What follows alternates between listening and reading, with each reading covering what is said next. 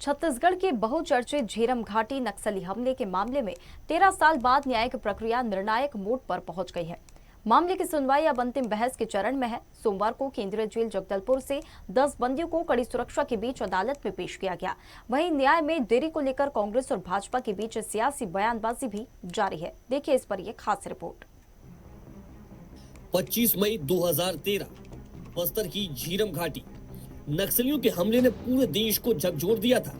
हमले में कांग्रेस के कई वरिष्ठ नेताओं, कार्यकर्ताओं और सुरक्षा बलों के जवानों की जान गई।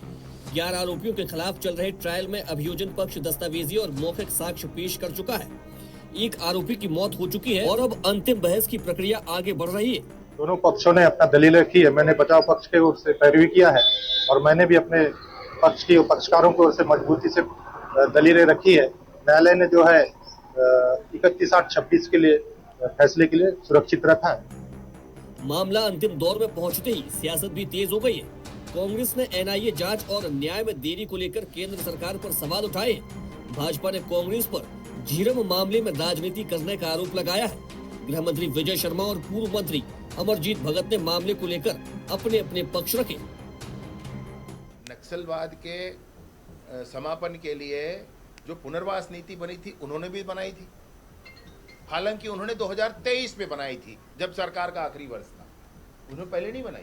अगर वो नक्सलवाद समापन के लिए चिंतित होते तो पहले बनाते। 23 में बनाई, लेकिन चलो 23 में भी बनाई तो वही ना लिखा था जो हमने लिखा। हमने कुछ और बढ़ाया उसमें, लिखा तो उन्होंने भी ना। आते तो रेड कारपेट तो बिछाते ही ना उसने। लेकिन अभी उनको दुख ये हो रहा है कि ये समाप्त क्यों हो रहा है। वो समाप्त क्यों, ये दुख उनका है। मैं बता रहा हूँ आपको, वो नहीं सुन पाते हैं कि नक्सलवाद समाप्त हो गया, जो रोल मॉडल है उनके। माननीय गृह मंत्री विजय शर्मा जी का जो बयान है पूरी तरह से राजनीति से प्रेरित है। इससे ज़्यादा कुछ नहीं। विजय शर्मा जी से पूछना चाहते हैं,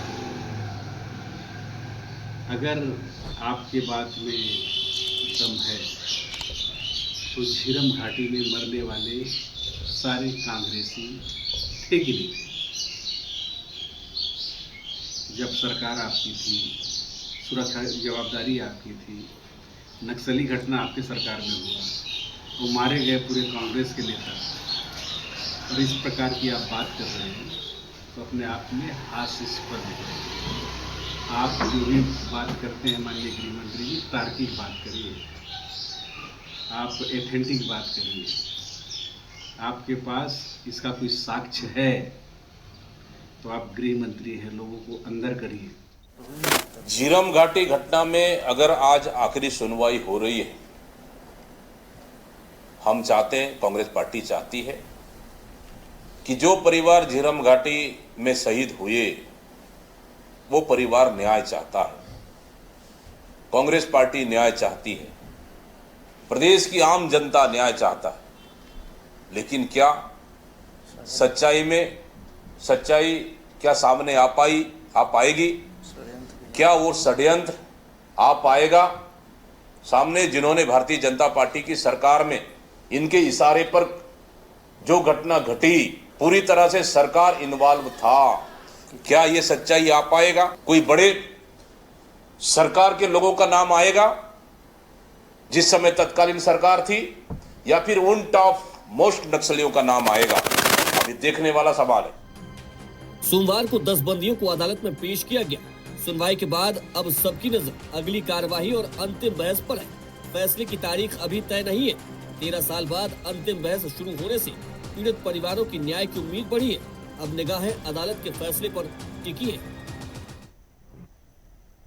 ताज़ा खबरों के लिए लाइक, फॉलो और यूट्यूब पर सब्सक्राइब कर बेल आइकन दबाएं। साथ ही हर अपडेट के लिए विजिट करें swdeshlive.com।